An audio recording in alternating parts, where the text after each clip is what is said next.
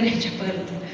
So అప్పుడు ఏమైంది, మొత్తము యాంటీ ర్యాగింగ్ కమిటీస్ అని ఫామ్ అయింది కంప్లీట్గా అన్ని కాలేజెస్లో. ప్లస్ దానికి ఒక యాక్ట్ కూడా వచ్చింది. సో ర్యాగింగ్ ఎవరైనా చేస్తే ఖచ్చితంగా శిక్ష పడుతుంది అనే విషయము మొత్తం పిల్లల్లోకి వెళ్ళింది, స్టూడెంట్స్లోకి.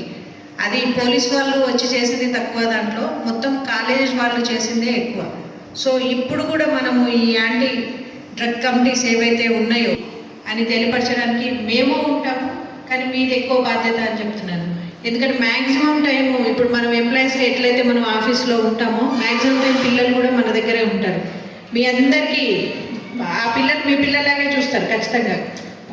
టీచర్స్ అందరు కూడా గురువుని మించిన మార్గదర్శకులు లేరు. సో ఆ టైం అంతా కూడా మీతోనే స్పెండ్ చేస్తారు. కాబట్టి ఏ స్టూడెంట్లో ఏ చేంజ్ వస్తుందో మీ అందరికీ బాగా తెలుసు. మేడం ఇందాక చెప్పారు 2500 మంది కాలేజు అమ్మాయిల్ని హ్యాండిల్ చేయడము చాలా tough task madam. Hats off to you.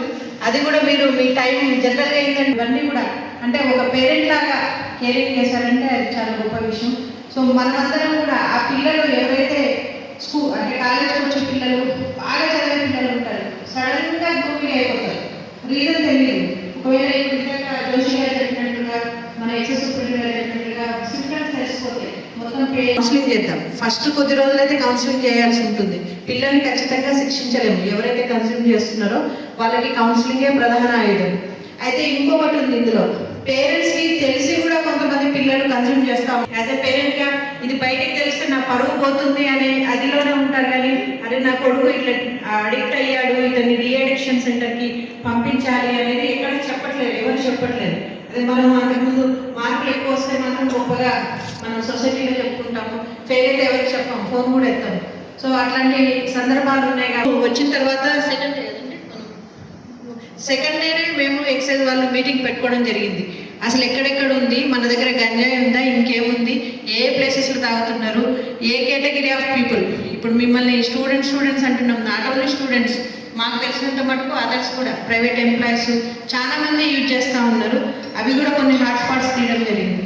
So మా ప్రయత్నం ఏదైతే ఉందో దాంట్లో మీరందరూ కూడా చేయగలిగితేనే మనమందరం సక్సెస్ అవుతాము. ఖచ్చితంగా మీరు ఎవరిని అబ్జర్వ్ చేసినా కూడా సరే, మీరు చెప్పలేకపోయినా సరే అట్లీస్ట్ వాట్సాప్ బట్ ఇన్ఫర్మేషన్ మాత్రం ఖచ్చితంగా ఇవ్వండి. అంతేగాని మాకు ఏం వస్తుందేమో అట్లాంటి ఎందుకంటే వాళ్ళు మనకి వెళ్ళాలంటే వాళ్ళు. సో అలాంటి members, non teaching staff, parents, స్టూడెంట్స్ని మంచి